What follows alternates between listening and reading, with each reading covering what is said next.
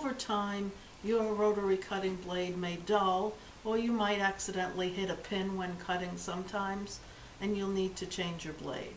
So we're going to change the blade in this cutter. You unscrew the nut from the other side,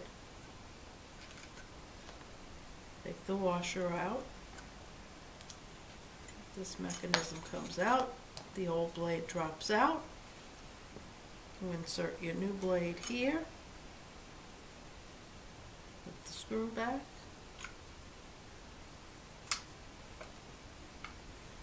put your washer back on,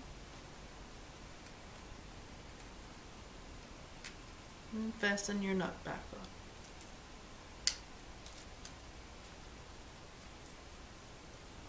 So changing out your blade is fairly easy. So that's how we change a blade in the rotary cutter.